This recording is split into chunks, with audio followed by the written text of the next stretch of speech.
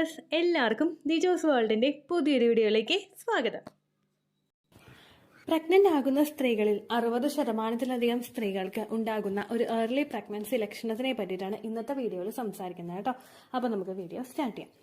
Early പ്രഗ്നൻസിയിൽ പലതരത്തിലുള്ള ലക്ഷണങ്ങൾ സ്ത്രീകൾക്കുണ്ടാകും. First pregnancy, second pregnancy ഒരു സ്ത്രീയെ സംബന്ധിച്ചിടത്തോളം എൻറ്റയർലി ഡിഫറെന്റ് ആയിരിക്കും.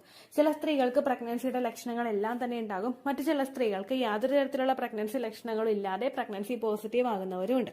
അപ്പോൾ ഇവിടെ ഞാൻ സംസാരിച്ച 60%-ലധികം സ്ത്രീകൾക്കുണ്ടാകുന്ന പ്രഗ്നൻസി ലക്ഷണം എന്ന് പറയുന്നത് അവരുടെ ഫിസിക്കൽ കോണ്ടാക്ട് ചെയ്യാനായിട്ടുള്ള ആഗ്രഹം റിഡ്യൂസ് ആവുന്നതാണ്. ഓവുലേഷൻ സമയങ്ങളിലാണ് പ്രഗ്നൻസി ട്രൈ ചെയ്യുന്ന പല പാർട്ട്നേഴ്സും ഫിസിക്കൽ കോണ്ടാക്ട് ചെയ്യുന്നത്. അവരുടെ ovulation time കൊള്ളിച്ചിട്ടുള്ള fertile time period, അതായത് നമ്മുടെ മെൻസ്ട്രൽ സൈക്കിളിന്റെ ലെങ്ത് എത്രയാണോ അത് നോക്കി നമ്മൾ ഓവുലേഷൻ ദിവസം, നമ്മുടെ അണ്ടം പുറത്തേക്ക് വരുന്ന ദിവസം നമ്മൾ കണ്ടുപിടിച്ച് അതിൽ ഒരു 4 ദിവസം മുൻപ് മുതൽ ഫിസിക്കൽ കോണ്ടാക്ട് ചെയ്യുന്നു. ദെൻ അഗെയിൻ ഓവുലേഷൻ ഡേറ്റ് കഴിഞ്ഞിട്ട് ഒരു 2 ദിവസം കൂടി ഫിസിക്കൽ കോണ്ടാക്ട് ചെയ്യുന്നു. അങ്ങനെയാണ് നോർമലി ചെയ്യാറ്. എന്നാൽ അതിനുശേഷം നമ്മുടെ പ്രഗ്നൻസി സക്സസ്ഫുൾ ആയിട്ടുണ്ടെങ്കിൽ, നമുക്ക് അവിടെ ഇംപ്ലാന്റേഷൻ നടന്നിട്ടുണ്ടെങ്കിൽ, ഏകദേശം ഓവുലേഷൻ കഴിഞ്ഞിട്ടുള്ള ഒരു 6 to 12 ഡേയ്സിനപ്പുറം നമുക്ക് ഫിസിക്കൽ കോണ്ടാക്ട് ചെയ്യാനായിട്ടുള്ള താല്പര്യം കുറയുന്നു. ഈ ലോ ലിബിഡോ എന്ന് പറയുന്നത്, നമുക്ക് ഫിസിക്കൽ കോണ്ടാക്ട് ചെയ്യാനായിട്ടുള്ള ആഗ്രഹം കുറയുന്നത് പല ഫാക്ടേഴ്സിനെ ഡിപ്പെൻഡ് ചെയ്തിട്ടാണ് ഇരിക്കുന്നത്. ഏറ്റവും ആദ്യം നമുക്ക് ബ്ലെയിം ചെയ്യാനായിട്ട് കഴിയുന്നത് നമ്മുടെ പ്രഗ്നൻസി ഹോർമോൺസിനെയാണ്. നമ്മൾ പ്രഗ്നന്റ് ആകുന്ന സമയത്ത് ഈസ്ട്രജൻ ഹോർമോണും പ്രൊജസ്ട്രോൺ ഹോർമോണിന്റെയും ഹൈക്ക് ഒരേപോലെ തന്നെ സംഭവിക്കുന്നു. ഇങ്ങനെ ഉണ്ടാകുന്നതിന്റെ കാരണം, ആ ഒരു റീസൺ കൊണ്ട് ഹോർമോൺ ഷിഫ്റ്റ് പെട്ടെന്ന് ഉണ്ടാകുന്നതിന്റെ ഭാഗമായിട്ട് നമുക്ക് ഫിസിക്കൽ കോണ്ടാക്ട് ചെയ്യാൻ വേണ്ടിയിട്ടുള്ള ആഗ്രഹം അവിടെ കുറയുകയാണ് ചെയ്യുന്നത്. ഈസ്ട്രജൻ ഹോർമോണിന്റെ ഒരു ഹൈക്ക് നമ്മളുടെ ശരീരത്തിൽ ഉണ്ടായിട്ട് നമുക്ക് സെർവിക്കൽ മ്യൂക്കസ് ഒക്കെ ഉണ്ടാകുന്നു, ഓവുലേഷൻ നടക്കുന്നു. ഈ സമയത്ത് എല്ലാ സ്ത്രീകൾക്കും ഓവുലേഷൻ നടക്കുമ്പോൾ അവരുടെ മൈൻഡ് സെറ്റ് എന്ന് പറയുന്നത് ഫിസിക്കൽ കോണ്ടാക്ട് ചെയ്യാൻ വേണ്ടിയിട്ടുള്ള ഒരു ആഗ്രഹമായിരിക്കും. ഇവിടെ ഈ ഒരു സമയത്ത് നമ്മുടെ പാർട്ട്ണറെ അട്രാക്ട് ചെയ്യാൻ വേണ്ടി ഭാഗത്തിന് നമ്മുടെ ബോഡിയുടെ പ്രവർത്തനങ്ങളിലും നമ്മുടെ പെരുമാറ്റത്തിലും വ്യത്യാസം വരുന്നു. ഇത് ശരിക്കും നമ്മളുടെ ശരീരത്തിൽ സംഭവിക്കുന്ന നോർമൽ ആയിട്ടുള്ള ഒരു പ്രോസസ്സാണ്. എഗെയിൻ നമുക്ക് ഓവുലേഷൻ കഴിഞ്ഞ് കഴിയുമ്പോഴേക്കും നമ്മുടെ ഹോർമോൺസിന്റെ ഒരു ഷിഫ്റ്റ് വരുന്നു, ഈസ്ട്രജൻ ഡ്രോപ്പ് ആവുന്നു, പ്രൊജസ്ട്രോൺ കൂടുന്നു.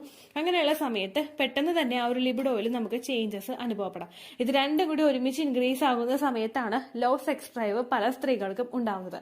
പിന്നെ പ്രഗ്നന്റ് ആകുന്ന സമയത്ത് നമ്മളിപ്പോൾ പ്രഗ്നൻസി ആണ് എന്ന് കൺഫേം ചെയ്യുന്നതിന് മുൻപായിട്ട് തന്നെ പല സ്ത്രീകളിലും പലതരത്തിലുള്ള ലക്ഷണങ്ങൾ ഉണ്ടാവാറുണ്ട്. പലരും തന്നെ അവർ പ്രഗ്നൻസി ആണെന്ന് കൺഫേം ചെയ്യുന്നത് അവരുടെ ഫസ്റ്റത്തെ ട്രൈമസ്റ്ററിലെ ഫസ്റ്റ് മന്ത് കംപ്ലീറ്റ് ആകുമ്പോഴാണ്. ഇംപ്ലാന്റേഷൻ കഴിഞ്ഞതിന് ശേഷം പ്രഗ്നൻസി നമ്മൾ ചെക്ക് ചെയ്യുമ്പോഴേക്കും പല സ്ത്രീകൾക്കും തുടക്കത്തിലുള്ള സമയങ്ങളിലൊന്നും പോസിറ്റീവ് റിസൾട്ട് കിട്ടണമെന്നില്ല. ഏകദേശം അവരുടെ പീരിയഡ്സ് മിസ്സായ ഒരു 2ാമത്തെ ആഴ്ചയൊക്കെ ആകുമ്പോഴായിരിക്കും ചില ശതമാനം സ്ത്രീകൾക്ക് അവർ പ്രഗ്നന്റ് ആണ് എന്ന് തിരിച്ചറിയാനായിട്ട് സാധിക്കുന്നത്. എന്നാൽ ഇംപ്ലാന്റേഷൻ സക്സസ്ഫുൾ ആയി കഴിഞ്ഞു കഴിഞ്ഞാൽ, അതായത് ബീജസങ്കലനം നടന്ന് ഫെർട്ടിലൈസ്ഡ് ആയിട്ടുള്ള എഗ് നമ്മുടെ യൂട്രസിന്റെ വോളിലോട്ട് പറ്റിപ്പിടിക്കാൻ തുടങ്ങി കഴിഞ്ഞു കഴിഞ്ഞാൽ ആ സമയം മുതൽ HCG ഹോർമോൺ കൂടും, പ്രൊജസ്ട്രോൺ ഹോർമോൺ കൂടും. ഇതെല്ലാം ഡെവലപ്പ് ആവുന്നതിന്റെ ഭാഗമായിട്ട് പല സ്ത്രീകളിലും ആ സമയം മുതൽ തന്നെ പ്രഗ്നൻസിയുടേതായിട്ടുള്ള ലക്ഷണങ്ങൾ ഉണ്ടാകും. എന്നാൽ പലരും തന്നെ ഈ ലക്ഷണങ്ങളൊക്കെ പ്രഗ്നൻസിയുടേതാണോ എന്നും റെക്കഗ്നൈസ് ചെയ്യാറില്ല. ഇങ്ങനെ ഉണ്ടാകുന്ന ബോഡിയിലെ ഡിസ്കംഫർട്ട് വെച്ചിട്ടും ഫിസിക്കൽ കോണ്ടാക്ട് ചെയ്യാൻ വേണ്ടിയിട്ട് നമ്മൾ മെന്റലിയും ഫിസിക്കലിയും ഒട്ടും പ്രിപ്പയർ ആകാത്ത പോലെ തോന്നുന്നു. ഫോർ എക്സാമ്പിൾ, നമുക്കിപ്പോൾ ബ്രസ്റ്റിൽ പെയിൻ ഉണ്ടാകുന്നു. പ്രിമെൻസ്ട്രൽ സിംറ്റം ആയിട്ടോ പ്രഗ്നൻസി സമയത്തോ ബ്രസ്റ്റിൽ നമുക്ക് പെയിൻ ഉണ്ടാകാം. ഇനി പ്രഗ്നൻസി മൂലം നമുക്ക് ബ്രസ്റ്റിൽ പെയിൻ ഉണ്ടാവുന്നുണ്ടെങ്കിൽ അത് കുറച്ചും കൂടി ഒന്ന് ഹെവി ആയിരിക്കും. ആ സമയത്ത് നമ്മുടെ ബ്രസ്റ്റിൽ ആരെങ്കിലും ടച്ച് ചെയ്യുന്നതോ അല്ലെങ്കിൽ വേറെ ഏതെങ്കിലും രീതിക്ക് അതിലൊരു പ്രഷർ വരുന്നതോ നമ്മൾ എൻകറേജ് ചെയ്യില്ല. നമുക്ക് അതിൽ ഇൻട്രസ്റ്റ് ഉണ്ടാവില്ല. ഒരു വേദന വരുന്ന ഒരു സ്ഥലത്ത് നമുക്ക് ഫിസിക്കൽ കോണ്ടാക്ട് എൻജോയ് ചെയ്യാനായിട്ട് നമുക്ക് സാധിക്കണമെന്നില്ല. അതുപോലെ തന്നെ നമ്മൾ പ്രഗ്നന്റ് ആയി കഴിഞ്ഞ് കഴിഞ്ഞാൽ നമ്മുടെ വജൈനൽ ഭാഗത്തും പെയിൻ ഉണ്ടാകും. അങ്ങോട്ടേക്കുള്ള ബ്ലഡ് സർക്കുലേഷൻ കൂടുന്നതിന്റെ ഭാഗമായിട്ട് വജൈനൽ ഏരിയ നമുക്ക് കുത്തുന്നത് പോലെ അനുഭവപ്പെടാം. അതുപോലെ തന്നെ ബ്ലഡ് സർക്കുലേഷൻ കൂടുമ്പോഴേക്കും ഒരുപാട് മാറ്റങ്ങൾ നമ്മുടെ ആ ഒരു ഫീമെയിൽ ഓർഗണിലും സംഭവിക്കാം.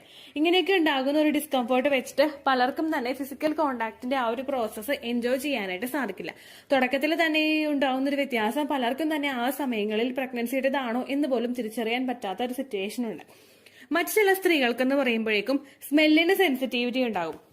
അതായത് ഒരുപാട് പേർക്ക് പ്രഗ്നന്റ് ആകുന്ന സമയത്ത് ഒരുപാട് ചേഞ്ചസ് ഉണ്ടാകുമല്ലോ. ചിലർക്കെന്ന് പറയുന്നത് അവരുടെ ഇഷ്ടപ്പെട്ട സ്മെല്ലുകൾ പോലും ഇഷ്ടപ്പെടാത്ത ഒരു സിറ്റുവേഷൻ അവിടെ ആ സമയത്ത് ഉണ്ടാകും. ഇപ്പൊ ഹസ്ബൻഡ് അടുത്ത് വരുന്ന ഒരു സമയം ഹസ്ബൻഡിന്റെ സ്മെല്ല് അല്ലെങ്കിൽ വേറെ എന്തെങ്കിലും ഫിസിക്കൽ കോണ്ടാക്ട് ചെയ്യുമ്പോഴുണ്ടാകുന്ന സ്മെല്ലൊന്നും പലർക്കും തന്നെ അത് ടോളറേറ്റ് ചെയ്യാനായിട്ട് പറ്റില്ല. അപ്പോൾ ചിലവർക്ക് എന്ന് പറയുന്നത് ഫിസിക്കൽ കോണ്ടാക്ട് ചെയ്യാൻ പാർട്ട്ണർക്ക് ഇഷ്ടമുള്ളത് കൊണ്ട് ആ ഒരു ഇൻട്രസ്റ്റിന് നമ്മൾ സപ്പോർട്ട് ചെയ്ത് കൊടുക്കുകയാണ് ചെയ്യുന്നത്. പക്ഷെ മനസ്സുകൊണ്ട് നമുക്കത് ചെയ്യാനായിട്ട് ഒട്ടും തന്നെ താല്പര്യമില്ലാത്ത ഒരു സിറ്റുവേഷൻ വരുന്നത്.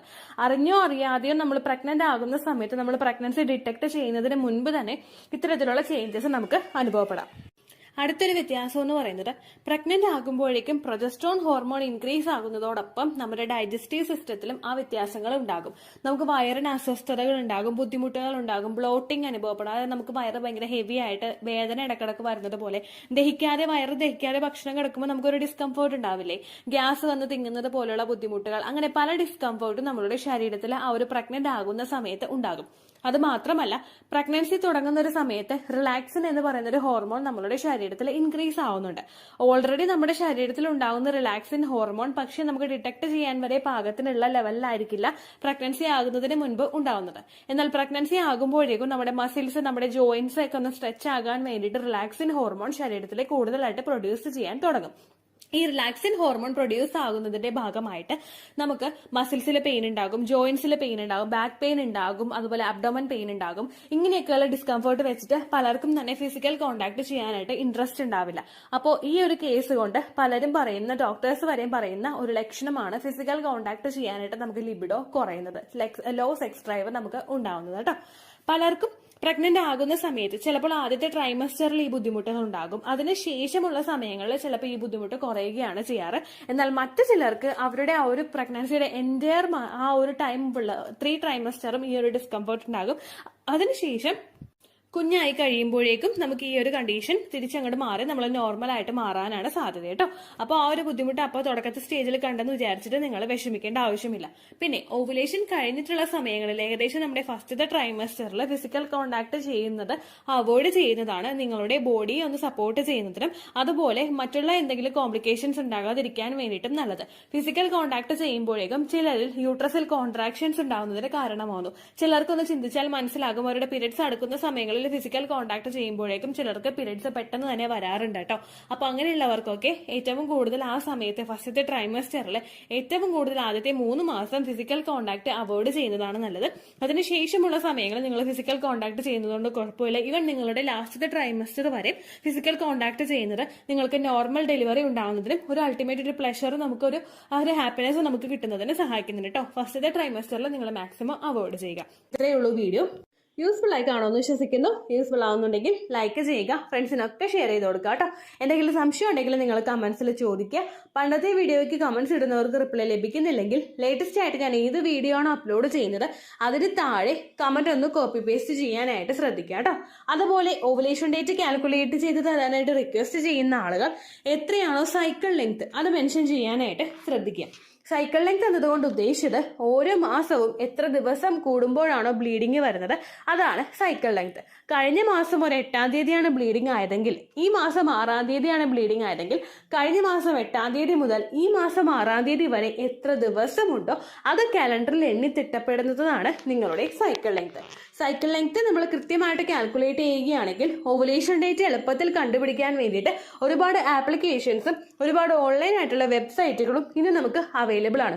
പ്ലേ സ്റ്റോറിൽ പോയിട്ട് ഓൺലൈൻ ഓവുലേഷൻ ട്രാക്കർ എന്ന് ടൈപ്പ് ചെയ്ത് കഴിഞ്ഞാൽ നിങ്ങൾക്ക് അതുമായിട്ട് ബന്ധപ്പെട്ടിട്ടുള്ള ആപ്ലിക്കേഷൻസ് കിട്ടും. അത് പറ്റുന്നില്ല എങ്കിൽ ഗൂഗിളിൽ പോയിട്ട് ഓൺലൈൻ ഓവുലേഷൻ കാൽക്കുലേറ്റർ എന്ന് ടൈപ്പ് ചെയ്ത് കഴിഞ്ഞാൽ അതുമായിട്ട് ബന്ധപ്പെട്ടിട്ടുള്ള വെബ്സൈറ്റുകൾ നിങ്ങൾക്ക് കിട്ടും. അതിൽ നിങ്ങളുടെ ലാസ്റ്റ് മന്തിലെ മെൻസ്ട്രേഷൻ്റെ ഡേറ്റും ഒപ്പം ഞാൻ ഈ പറഞ്ഞ രീതിക്ക് നിങ്ങൾ കാൽക്കുലേറ്റ് ചെയ്യുന്ന സൈക്കിൾ ലെങ്ത്തും എൻ്റർ ചെയ്ത് കൊടുക്കുകയാണെങ്കിൽ നിങ്ങൾക്ക് കൃത്യമായിട്ട് ഓവുലേഷൻ ഡേറ്റ് കണ്ടുപിടിക്കാനായിട്ട് സാധിക്കും. ഫെർട്ടൈൽ ടൈം പീരീഡും നിങ്ങൾക്ക് കിട്ടും. അതായത് എത്ര ദിവസം മുതൽ കോണ്ടാക്ട് ചെയ്ത് തുടങ്ങിക്കഴിഞ്ഞാൽ നിങ്ങൾ പ്രഗ്നന്റ് ആകും എന്നുള്ളൊരു ഡേറ്റും നിങ്ങൾക്ക് പ്രോപ്പറായിട്ട് കിട്ടും കേട്ടോ. ഇത് കാൽക്കുലേറ്റ് ചെയ്യുന്ന സമയത്ത്, സൈക്കിൾ ലെങ്ത് കാൽക്കുലേറ്റ് ചെയ്യുന്ന സമയത്ത് നിങ്ങളുടെ ആ ഒരു കലണ്ടറിൽ നോക്കി തന്നെ നിങ്ങൾ കാൽക്കുലേറ്റ് ചെയ്യുക. പല മാസങ്ങളിലും 30-31 ദിവസമുണ്ട്, അതുകൊണ്ടാണ് അങ്ങനെ പറഞ്ഞത്. ഒപ്പം നിങ്ങൾക്ക് ബ്ലീഡിങ് തുടങ്ങിയ ദിവസത്തിന് വേണം നിങ്ങൾ ഡേ 1 ആയിട്ട് എടുക്കാൻ വേണ്ടിയിട്ട്. സ്പോട്ടിങ് തുടങ്ങിയ ദിവസത്തിനെ, അതായത് ചെറുതായിട്ട് ഡിസ്ചാർജ് പോയി തുടങ്ങിയ ദിവസത്തിനെ നിങ്ങൾ കൺസിഡർ ചെയ്യേണ്ട ആവശ്യം ഇല്ല കേട്ടോ. അപ്പോൾ ഇത്രയേ ഉള്ളൂ വീഡിയോ. അടുത്തൊരു വീഡിയോ ആയിട്ട് നമുക്ക് വീണ്ടും കാണാം. ബൈ.